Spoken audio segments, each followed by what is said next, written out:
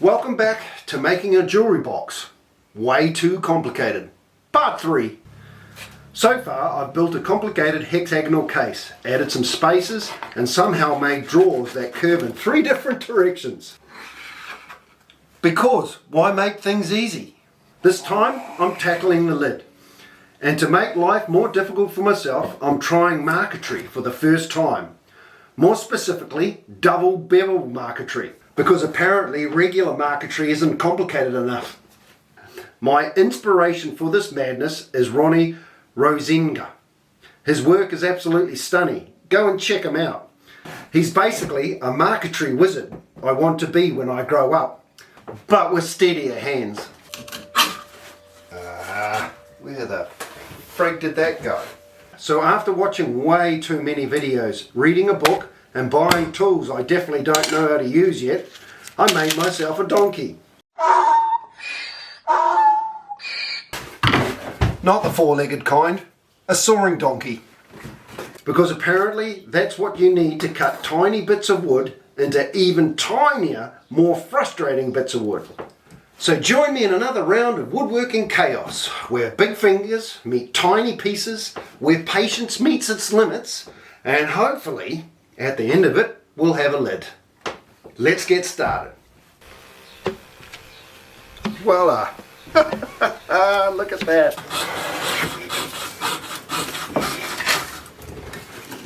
Double marquetry. We've never done that before. First thing we're going to do is decide what we want to put on the lid. Now I want to put a fantail in the lid. I've got a couple of options. This is going to be cut into a hexagonal, as you can see with the lines there, and then there'll be a hexagonal border around that as well. So we've got a couple of options there. We've got this one here, and this one. Quite like this one because of how the wing's defined. So that's the one I think I'll go with, because it's got quite a nice range of colours. There's a lighter tan here, the white, black head, blacker eye, of course the white and black on the tail, lighter brown. So apparently the first thing we've got to do is sketch that out on tracing paper.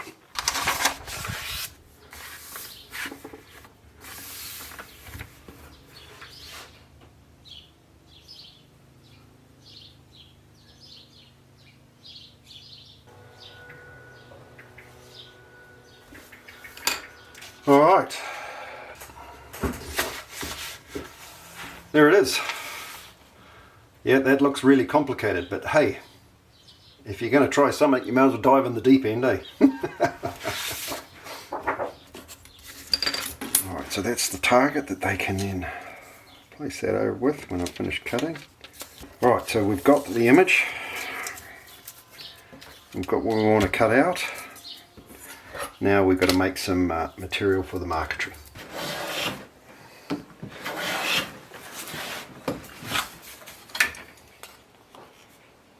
.8,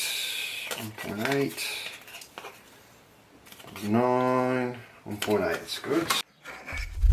So my goal here was to make these marquetry pieces that I'm going to use in the design around 2mm thick. Generally, once I planed them down, they got around to about 1.8, 1.9, where I was happy with that thickness. But I tried to make them all consistently the same thickness. And I found through the project that this stage is quite important to make sure that these pieces are relatively close to the same thickness.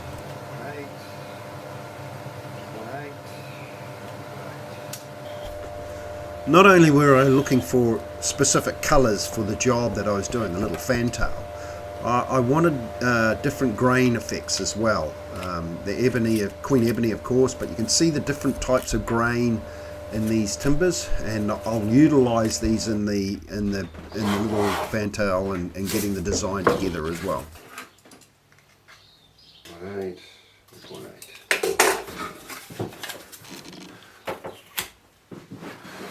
So we have our selections of marquetry timber. These all been planed down to about 1.8mm. This is the lightest timber I've got. This will be for the white areas. Not quite sure what that is. but it might be type of poplar or something, but it does have a nice grain in it. This is heart carry. This is quite light because all these 4 pieces here are all heart carry. Well, they're all carry. So that's heart carry. This is a part of the weatherboard carry. You can see the difference in the browns, but that's a darker brown, so that's why I want to use that one. And then this is swamp carry. It's got a bit of a green tint to it, but when you stain it up, it's got a lovely sort of browny golden colour, which there's a section there that I want to make that. This is Manuka, some Manuka, and of course our Queen Ebony, which will be all our black areas. So I think we've got our selection of timbers ready to go. Now I think we throw ourselves in the deep end and start cutting. So you can see here I use the targets on the template to align onto the marquetry board. Now this allows me to line the little fantail up at the same spot every time, and then I put a bit of carbon paper under that, and then I sketch in the section that I want to cut out.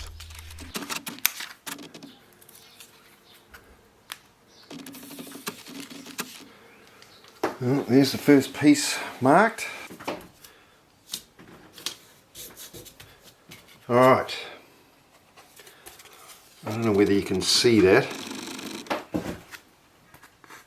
but that's the little piece that I'm going to cut out in here, which is the breast, and I've orientated the grain to be running across there to sort of simulate that flow of feathers. So that's the first thing we're going to cut.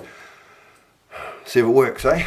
So the first thing you got to do is drill a hole in the board at an angle. So at the top you're drilling on the inside of the line, and then at the angle as it goes through, it should drill through to the outside of the piece that you want to inlay in.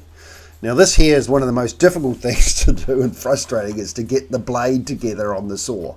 I did get better at this, but it was certainly a lot of thumbs and fingers to try and get it done to start with. But yeah, I got better as I figured it out.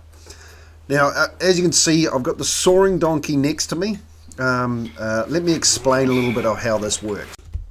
So you can see the sawing donkey here is designed that you can tilt the top at a certain angle, and it's that angle that allows the bevel to slot into each other. So the piece you've cut out slots into the piece that you want it to go into. So that angle is quite important. Now it took me a little bit of practice to get it right, and you can see the pieces here that I practiced on. So you can see that angle that we set on the sawing donkey is quite important for the fit of the pieces, but it's all relevant to the thickness of the pieces you're using. And I found, you can see I did about 3 or 4, 5 different angles here before I got a fit that I liked. So you can see here, this is the original mark on the sawing donkey, and this is the original mark that I started at, and then I gradually decreased the angle till I got a nice fit through the log, through the marquetry pieces. This is where I ended up here. You can see that's probably 1, 2, 3 more degrees in. So this is quite important, that angle setting. The other thing, of course, is keeping the saw parallel, all right, to the angle. And you're always tempted to use the saw to chase the line. Well, you shouldn't. You should hold the saw in alignment where you're cutting, but in that parallel to the angle, and then adjust the piece to the saw so that you're always cutting that lovely bevel around so you get a nice fit. That's what I found out. So enough yabbering, time to cut some marquetry. Now you can see this is my first piece. This is, I'm pretty nervous here, trying not to stuff it up. But as I said, you're trying to hold that saw. You see how I'm chasing the line with the saw? Well, I learnt that to get a better result, you've got to basically keep the saw at a horizontal and a 90 degree to the bed. Not a 90 degree, whatever the degree on the bed is. And then you move the marquetry piece to follow the saw blade and keep the saw blade in a fixed spot. I found that was the best way and how you got the best fit. But certainly the angle that you set it at and how that angle is related to the thickness of the pieces you're cutting are quite important. Well, very important to get a nice fit. All right.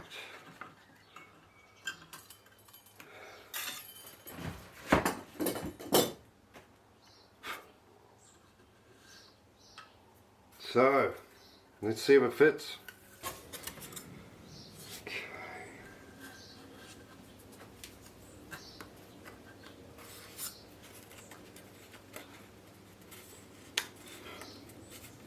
Holy shit, we might have just put in work.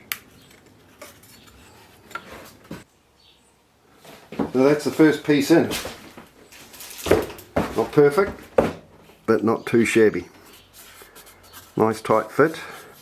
A little bit of a drill mark there where I stuffed that bit up, but that piece there is actually going to be cut into this section here, so I think we can glue that bit in.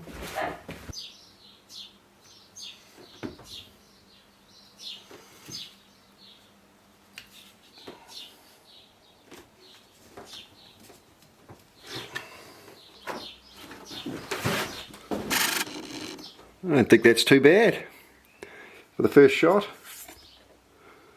I know there's a hole there, but like I said, that's been cut bigger, and the next piece that'll go on the side, that will be cutting into that piece. So, but that outside edge is where the outside edge of the image is, and I think that's pretty good. I'm quite pleased with that. Cool. Next bit, I suppose. Alright, there's number 2 piece put in. I think it's come out pretty good so far. Doesn't look anything like a bird, but you know, it's getting there.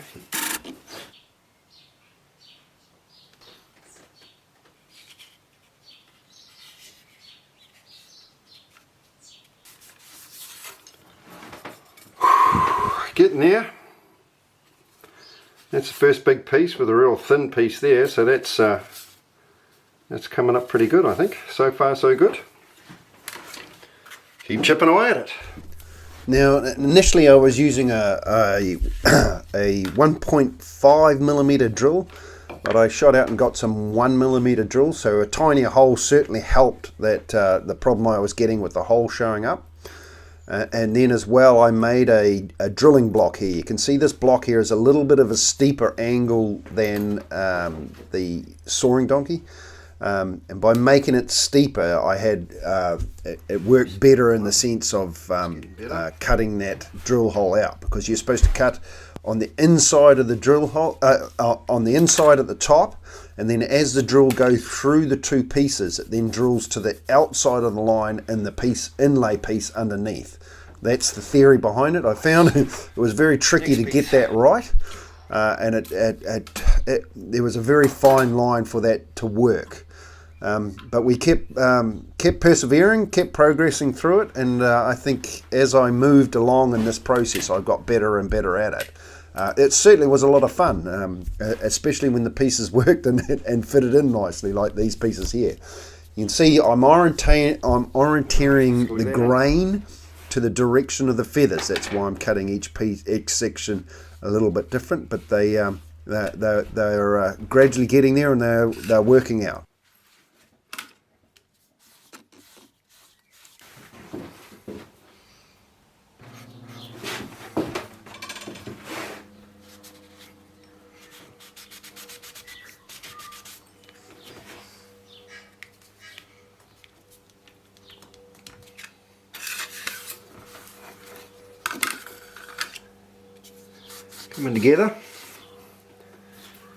Coming together.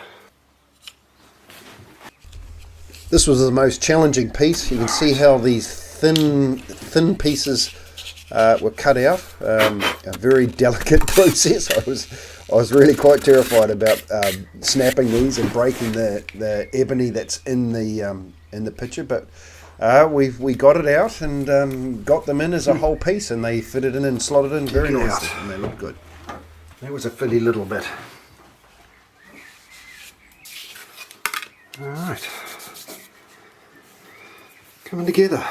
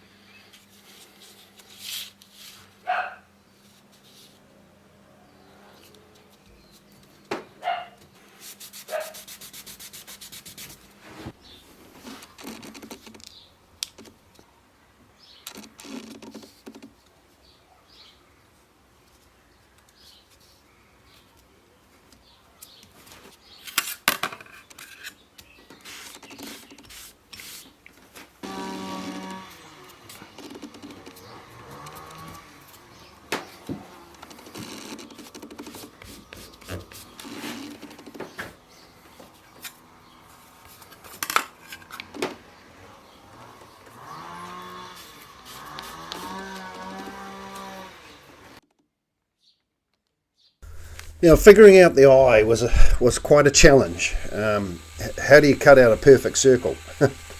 So what I decided to do here is I drilled, I can't quite remember, I think this is like a 3mm hole through the middle to create the socket for the eye.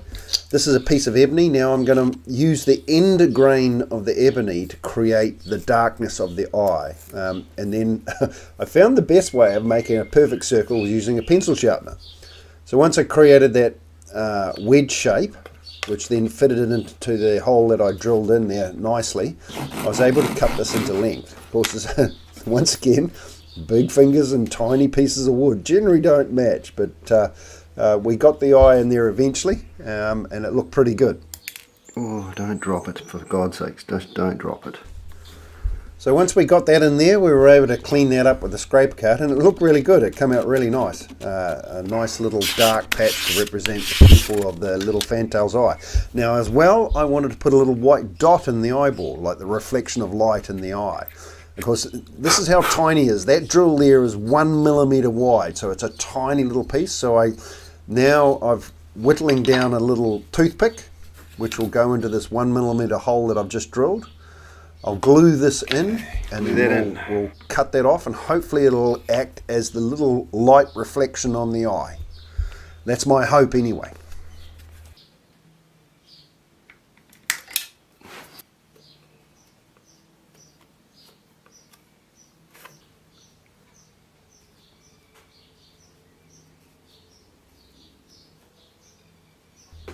Such a tiny little piece, and I think it had quite an impact on the image. It worked out really good. I was quite pleased at how the eye came out. So once we've completed most of the marquetry, the next thing is we want to put a ebony border around it, a queen ebony border around it. So I made a shooting board at 60 degrees, which of course is half of the 120 degrees that makes up a hexagon. So you can see I'm now trimming the inlay piece, the marquetry piece, to size, and then I'll plane down to those lines I marked to create a perfect hexagon. Once I've done that, now I need to make some ebony border. I'm using my little planer here to face off one side. This queen ebony is really hard to plane. The block plane is probably the only thing that'll touch it. So I'm using the planer here to face one of the sides off.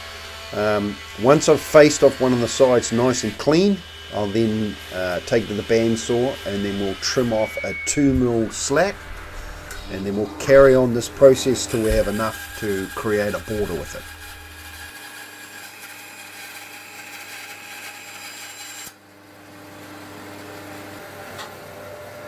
From there, using the block plane, we'll plane these down to the 1.8, 1.9mm thick. And then once we have them all to roughly the same thickness, we can then start making these into the border.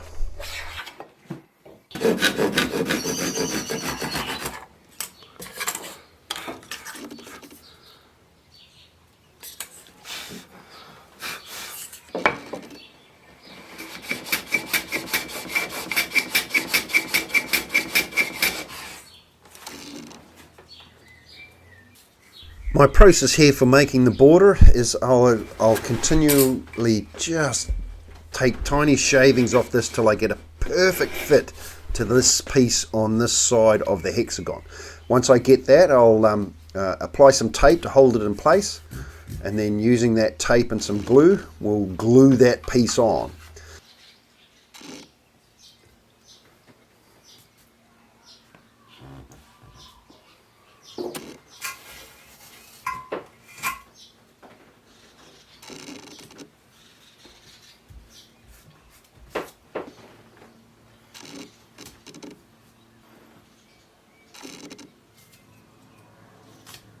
I'll proceed with this process till I have the three sides on, as you can see.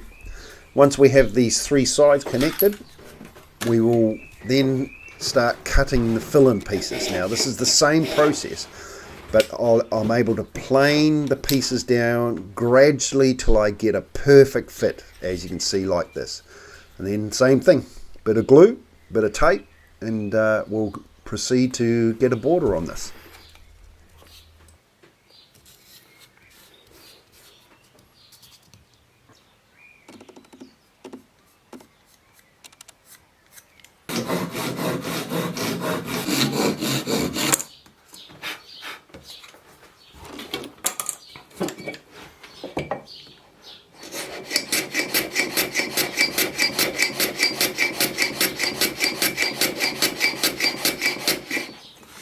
Now this isn't rocket science. What it is an exercise in patience. You can see I'll take a little pieces off at a time and then recheck the fit, a little bit more, recheck the fit till I get the fit I'm looking for. And this, of course, is the beauty of using hand tools. If you learn how to use hand tools and keep them sharp, you can really tune in the fit and make them almost perfect. And here's the finished result. A couple of little pieces to finish in the marquetry here, just a couple of little branches that I wanted to finish to take to the edge of the border. So it's sort of like you're looking out a hexagonal window to add a little fantail sitting on some branches. Now we have to inlay this into the lid. You can see I've taped it on, and then using my marking knife I've actually cut into the surface so that we have a line to cut to.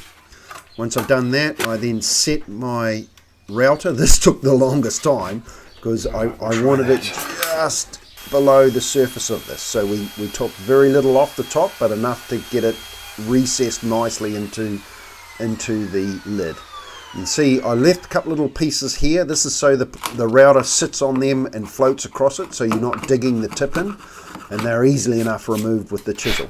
Once we've got that removed, we then use the chisel to define the edges. So what I'm doing here is I drop the chisel into the marking gauge cut, and then I'll just push this down, and then I'll work along the line and define that edge. And if we do it right, we should have a nice crisp edge for the inlay to drop into.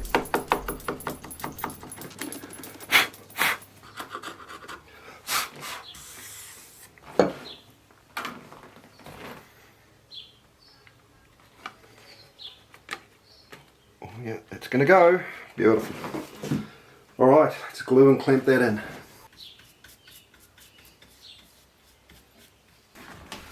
So that's set. Now my understanding is marquetry is like veneer. And when you're veneering timber, you should always veneer the opposite side as well to stop any bowing or cupping. So what we're going to do for that is I'm going to do another inlay for the inside of the box. And on the inside of the box, I'm going to put my wife's initials on it. This is who the jewellery box is for. You can see here I'm sketching up the design that I want to use. And this threw up an interesting challenge. If anything, this was harder than the fantail. So this is a new thing to learn in marquetry. Now we've got to stick this back on the back and cut the middle out exactly in place. Always enjoy a challenge.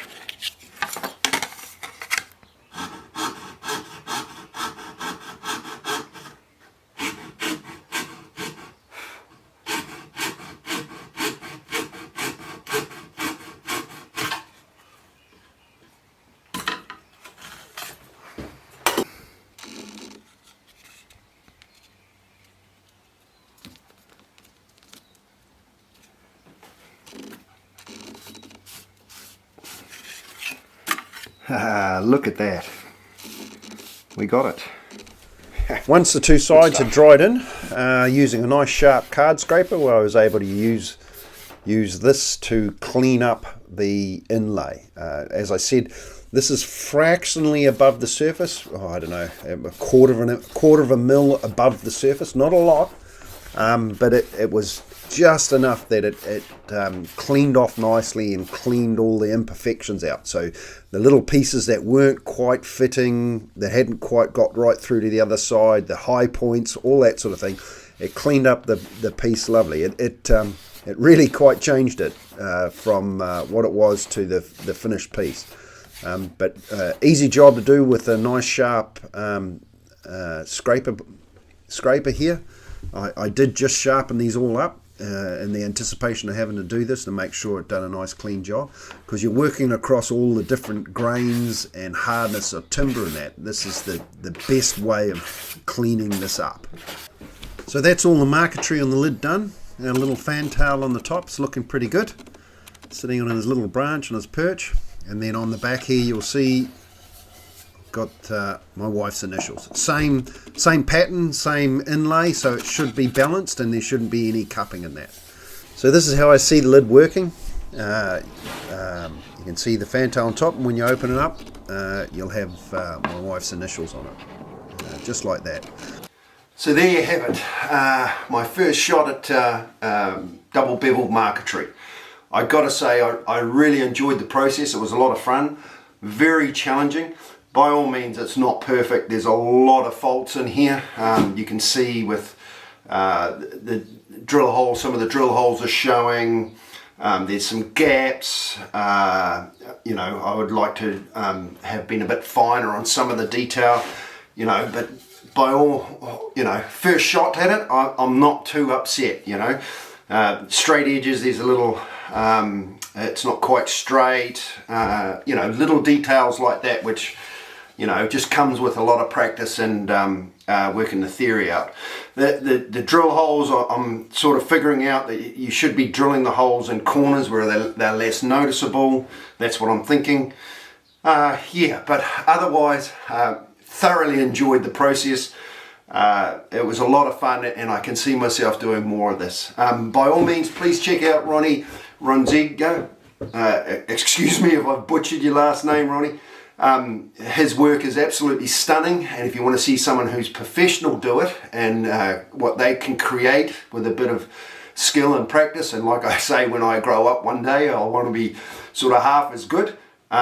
That's what you can sort of create with this beautiful craft. It's a lot of fun, and it, like as you've seen with what I've done, you don't need a lot of tools to do it. Just a little bit of yeah, let's give it a go and get stuck in. So anyway, that's us for now. That's the lid done. Well, the marquetry and the lid done. Of course, we've got the rest of the box to finish, but that'll be in the next video. Thank you for getting this far with me. I do appreciate you watching my videos.